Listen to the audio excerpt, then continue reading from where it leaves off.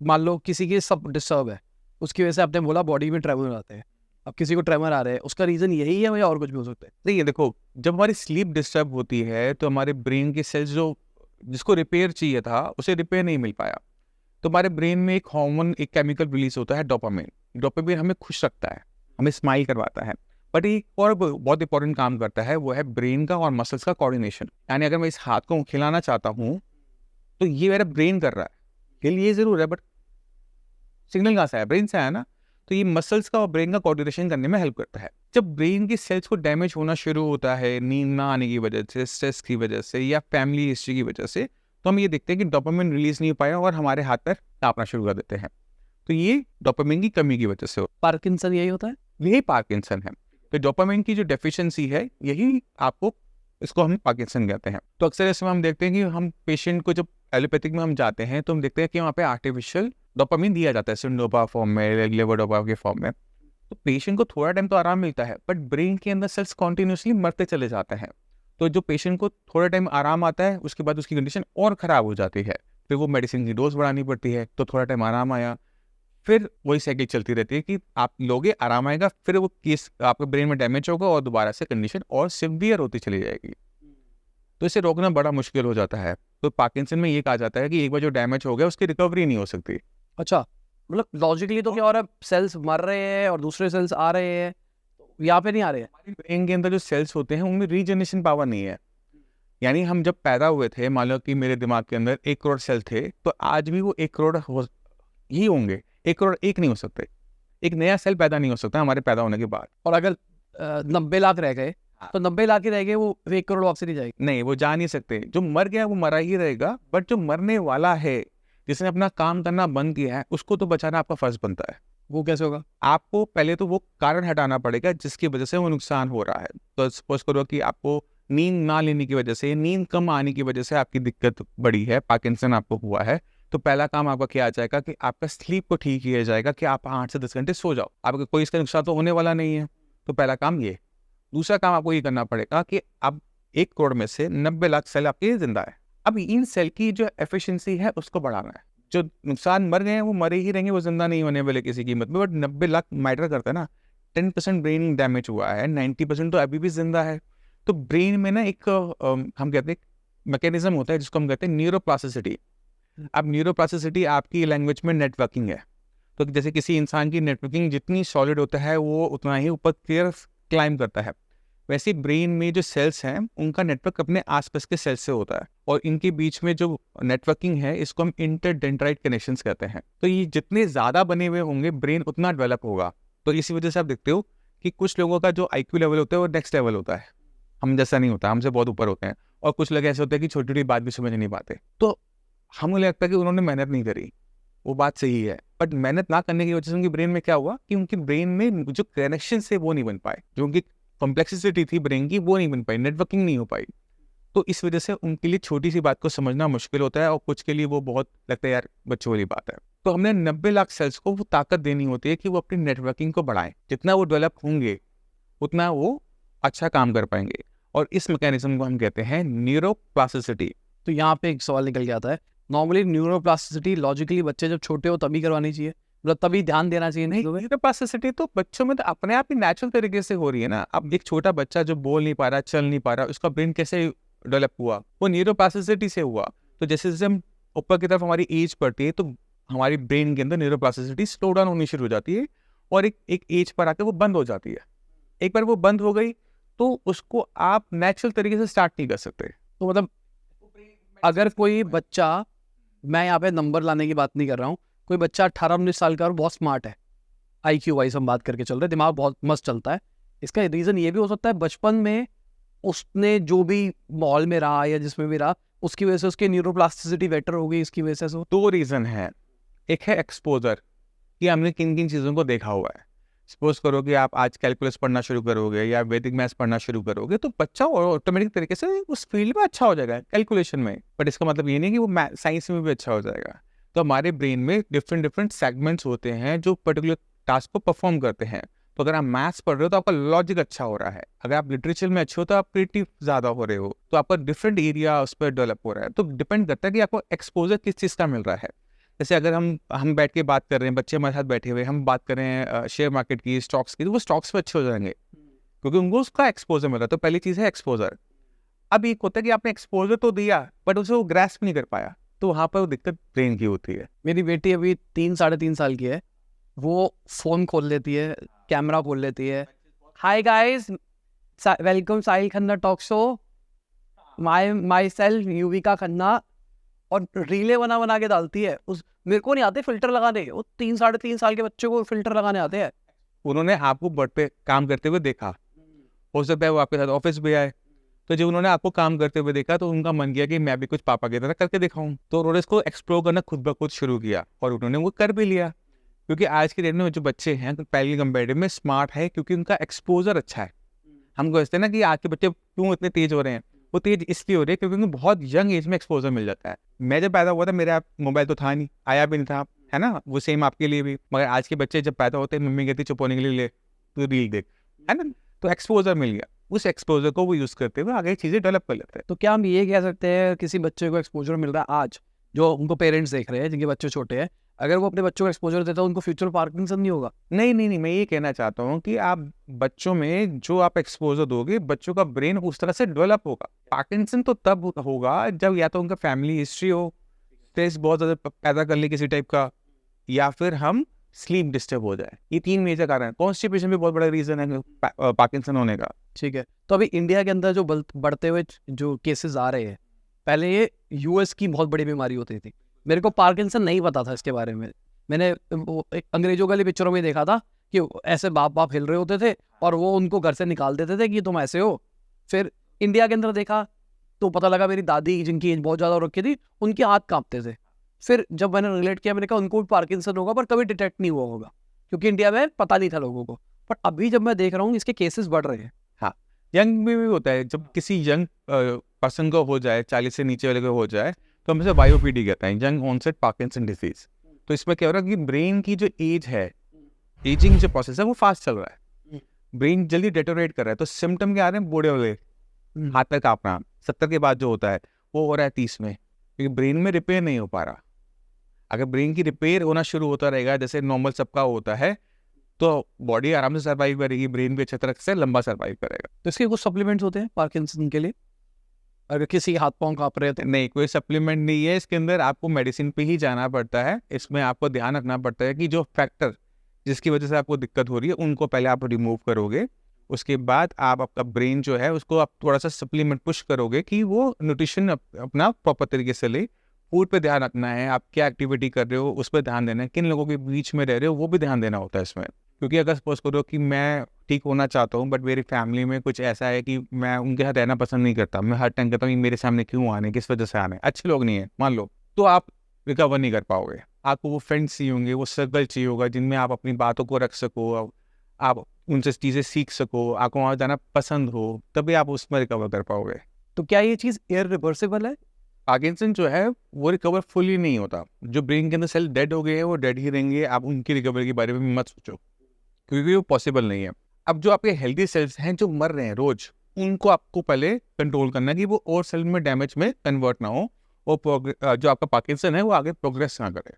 और जो आपके एग्जिस्टिंग सेल्स हैं उनको अपने ताकत देनी होती है कि वो अच्छा परफॉर्म करे और आपकी जो पार्किंसन की जो सिम्टम्स है वो कम होने शुरू हो जाए। ठीक है, तो अगर किसी का हाथ कांप रहा है किसी लेवल पे, हाथ कांपने के बाद में उसकी जीभ में भी दिक्कत आएगी, बाकी जगहों पे भी दिक्कत आएगी, तो जितना हाथ कांप रहा है उतना ही हाथ कांपता रहेगा आगे भी? नहीं, वो रिकवर हो जाता है टू सर्टेन लिमिट। ठीक है, तो सिम्टम्स जो होते हैं वो डिपेंड करता है कि ब्रेन के किस हिस्से के जो सेल्स हैं वो डैमेज हो रहे हैं। तो नॉर्मली हमें जब पता लगता है किसी को कि इसे पार्किंसन हो रहा है तो वो अपने हाथ पैर से देख पाता है कि इसके हाथ पैर स्टेबल है, वो कांप रहे हैं। अब अगर आपका पार्किंसन आगे और बढ़ता है तो आपकी स्पीच में दिक्कत आनी शुरू होती है कि आपके वर्ड्स क्लियर नहीं होते। तीसरा जो सिम्टम हमें देखने को मिलता है कि पेशेंट की जो स्पीड है काम करने की वो स्लो डाउन हो जाती है। चौथा ये होता है कि जो उसकी स्लीप का इशू था वो और बड़ा होने लग गया। तो ये कुछ सिम्टम्स हैं जो हमें बताते हैं कि पार्किंसन आगे की तरफ बढ़ रहा है, मेडिसिन फेल होना शुरू हो जाती है, ये एक और सिम्टम। तो अगर किसी को पार्किंसन है तो उसको क्या रूटीन रखना चाहिए ताकि वो आगे ना बढ़े? तो आपको फैक्टर्स पहले आपने पकड़ लिए कि आपको फैक्टर से बाहर निकलना है, तो मैं जो अपनी रूटीन अपने पेशेंट्स को समझाता हूँ आप उसको समझने की कोशिश कीजिएगा। तो पहली चीज़ है डाइट। हम अपनी डाइट को छोड़ नहीं सकते क्योंकि आपका ब्रेन में डैमेज हो रहा है। ब्रेन बना हुआ है प्रोटीन का, तो आपको अपनी डाइट के अंदर प्रोटीन की मात्रा को बढ़ाना है। तो वेजिटेरियन हो नॉन वेजिटेरियन हो, डाइट में प्रोटीन को बढ़ाओ। चाहे आप मशरूम डालो उसके अंदर, चाहे आप डालो उसके अंदर फिश डालो, चाहे आप एग्स लो, बट प्रोटीन की मात्रा को आपको इनटेक बढ़ाना पड़ेगा। और ये प्रोटीन पाउडर वाला नहीं है, मैं फिर से कहूँगा पाउडर वाला प्रोटीन नहीं लेना, क्योंकि उससे कॉन्स्टिपेशन की दिक्कत आ जाएगी। आपको प्रोटीन लेना, साथ में विटामिन मिनरल्स को भी अच्छी मात्रा में रखना है। तो डाइट आपकी rich in protein with vitamin and minerals होनी चाहिए, जिससे बॉडी में किसी भी टाइप की डेफिशिएंसी ना हो। क्योंकि ब्रेन को किस चीज़ की जरूरत पड़ेगी, किस चीज़ की जरूरत नहीं पड़ेगी, हमें पता ही नहीं है ना। तो सब कुछ ऑल इंक्लूसिव डाइट आपको इंक्रीज करनी है। दूसरी चीज़ आपने ध्यान रखना है कि जो हमारा ब्रेन है ना, ये बहुत सेंसिटिव ऑर्गन होता है, इमोशनली बहुत सेंसिटिव ऑर्गन होता है। तो अगर आप इसको एक अच्छा इन्वायरमेंट देते हो तो ये बहुत अच्छा तरीके से डेवलप और इम्प्रोवाइज करता है। तो हम हमेशा एडवाइस करते हैं कि आप अपने आसपास उन लोगों को रखो जो आपको खुश रखते हैं। अगर आप न्यूज़ देखते रहते कॉन्टीन्यूसली कि न्यूज़ में ये हो गया, जैसे अभी रिसेंटली रेप वाला आया, यहाँ दंगे हो रहे हैं, अगर आप हर टाइम इस न्यूज़ के आसपास घिरे रहोगे ना, तो आप डिप्रेसिव हो जाओगे। तो इन सारे कंटेंट को अपनी लाइफ से हटाओ। आप अपने जो कंटेंट है वो थोड़ा सा कॉमेडी की तरफ कर दो, इन्फॉर्मेटिव कर दो, बट डिप्रेसिव न्यूज़ की तरफ से हट जाओ। तो ये आपको बहुत ज़्यादा हेल्प करता है। तीसरी चीज़ होती है वो है एक्सरसाइज। अब स्लीप के लिए हमने आपको एक तरीका बताया था कि अगर आप शाम को एक्सरसाइज अच्छी मात्रा में कर लेते तो बॉडी थक जाएगी। अगर वो थक गई तो वो सो भी जाएगी। तो हम क्या करते हैं कि मॉर्निंग से लेकर इवनिंग तक की बहुत अच्छी रूटीन सेटअप करवाने की कोशिश करते हैं, खासकर उन पेशेंट में जिनके पास बहुत सारा टाइम होता है। क्योंकि हम देखते हैं कि पार्किंसन जिनको हो रहा है वो अक्सर रिटायर्ड पर्सन्स होते हैं। जैसे 60 तक गवर्नमेंट जॉब होती है, 60 तक अच्छे से काम किया, जैसे ही वहाँ से रिटायर हुए अब काम करने के लिए कुछ है ही नहीं, तो वो पूरे दिन घर पे बैठे रहते हैं और सोचते रहते हैं। जब उन्होंने वो सोचते जरूरत से ज़्यादा है तो उनको पार्किंसन डेवलप होने लग गया। तो हम क्या कहते हैं कि वो अपने ब्रेन को बिजी रखें, खाली ना रखें। तो मॉर्निंग में उठे, अपने योगा किया, प्राणायाम किया, साइकिलिंग करी, वॉक किया, अब घर आ गए, ब्रेकफास्ट किया अच्छा सा, और उसके बाद अपना किसी टाइप की हॉबी को ऑप्ट कर लिया, चाहे वो पेंटिंग है, डांसिंग है, कुछ भी जो आपको पसंद है। उसके बाद आप लंच करके सो जाओ, 1-2 घंटे आप आराम से सो। उसके बाद जब आप उठते हो एकदम फ्रेश, चाय वाय पी, उसके बाद आप जाओ अपनी एक्सरसाइज पे, किसी स्पोर्ट्स क्लब चलेगा या कोई भी टाइप की अपनी फिजिकल एक्सरसाइज करी, तो उससे आपकी बॉडी थक जाएगी। उसके बाद आप आओगे, खाना खाओगे और ऑटोमेटिक तरीके से सो जाओगे। इसके बीच में थोड़ा सा टाइम और निकालना चाहिए, वो है सोशल होने का। जैसे आप घर से बाहर निकलो, दोस्तों से मिलो, तो उससे भी बहुत ज़्यादा हेल्प मिलती है। तो जैसे हम किसी स्पोर्ट्स क्लब में जा रहे होते हैं तो वहाँ पे दोस्त मिल जाते हैं, आप साइकिलिंग करने जा रहे हो तो आपको वहाँ पे दोस्त मिल जाते हैं, तो वहाँ पे सोशलाइजेशन भी हो जाती है और आपकी फिजिकल एक्टिविटी भी हो जाती है। तो उससे बहुत अच्छा बेनिफिट मिलता है एक पार्किंसन पेशेंट को, अपनी बीमारी को रोकने के लिए भी और उसमें रिकवरी में भी। तो ये बहुत अच्छा रहता है ये रूटीन, अगर कोई फॉलो करता है तो उसको जो रिजल्ट्स है वो 2-3 मंथ्स में दिखने शुरू हो जाते हैं। इसके बाद आपको न्यूरोप्लास्टिसिटी पे कॉन्टिन्यूसली काम करना चाहिए, क्योंकि ब्रेन की इंपॉर्टेंस बहुत ज़्यादा है। ये ब्रेन में हो रही प्रॉब्लम है कि ब्रेन केमिकल रिलीज नहीं कर पा रहा। अब आप ब्रेन से ज़्यादा केमिकल रिलीज करवाना चाहते हो तो उसको आप वीक नहीं करना दे सकते, तो आपने उसे पुश तो करना है फॉर न्यूरोप्लास्टिसिटी, और उसकी डाइट भी अच्छी रखनी है। न्यूरोप्लास्टिसिटी कैसे करेंगे? न्यूरोप्लास्टिसिटी में को पहले समझो कि इसमें हो क्या रहा है। आपके 2 के ब्रेन के सेल्स हैं, वो आपने कभी ब्रेन का सेल देखा है? उसके बहुत सारे हाथ पैर से निकले हुए होते हैं। तो जैसे न्यूरोप्लास्टिसिटी हम कोई किसी के ब्रेन में होती है तो 2 जो सेल्स हैं उनकी जो इंटरडेंड्राइट कनेक्शंस है ना, वो बनने शुरू हो जाते हैं।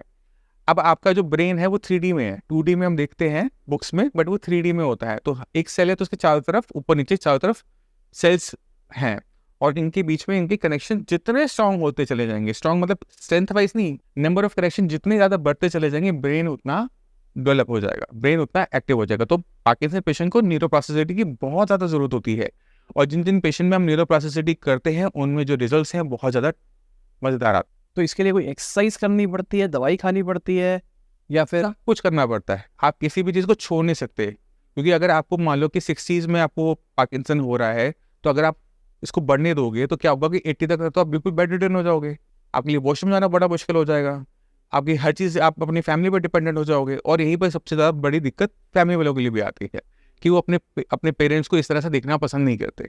तो अच्छा ये होता है कि आप उनकी बॉडी पे, उनके ब्रेन पे काम करना स्टार्ट करो, ठीक है। टेम्परेरी ट्रीटमेंट अच्छा है, बट उसके साथ उसका परमानेंट जो ट्रीटमेंट है उस पर भी हमें काम करना चाहिए। तो क्या हम ये कह सकते हैं जो आज के टाइम पे वर्क लाइफ बैलेंस नहीं कर पा रहे हैं, जो काम के ऊपर बहुत ज़्यादा फोकस रह रहे हैं, जो अपने आप को टाइम नहीं दे पा रहे हैं, बहुत हाई चांसेस है कि आगे जाके उनको पार्किंसन हो सकता है। अभी बीच में एक रिसर्च आई थी जिसमें पार्किंसन जो देखा जाता है वो मिडिल क्लास लोगों में ज़्यादा देखने को मिलता है और वर्किंग क्लास के अंदर ज़्यादा देखने को मिलता है। तो उसमें पीछे देखा गया कि रीज़न क्या है, एजुकेटेड क्लास, मिडिल क्लास और वर्किंग क्लास के अंदर रीज़न था कि वो ना हमेशा हर चीज़ के बारे में सोचते रहते हैं, कभी बच्चों के बारे में, कभी उनकी एजुकेशन के बारे में, कभी पैसों के बारे में। जब हम कॉन्टीन्यूसली बहुत ज़्यादा सोचते हैं और ब्रेन को हम एक पॉज नहीं देते, उसको आराम नहीं देते, तो ब्रेन जो है ना वो धीरे धीरे काम करना छोड़ देता है। और ये रिसर्च इंडिया की भी नहीं है, ये रिसर्च भी यूएस की है। अब हम देखें कि अपर क्लास में ये बीमारी कम देखने को मिलती है, सुपर रिच में, अपर मिडिल में दिखेगी, लोअर में भी देखने को कम मिलती है, क्योंकि उनके पास कुछ होता नहीं है, मतलब या तो उनकी एजुकेशन को रोक रही होती है या किसी भी रीजन से तृप्त होते हैं वो। हाँ, उनमें पार्किंसन नहीं देखने को मिलता, सुपर रिच के अंदर देखने को नहीं मिलता, जिनके पास पैसिव इनकम बनी हुई होती है।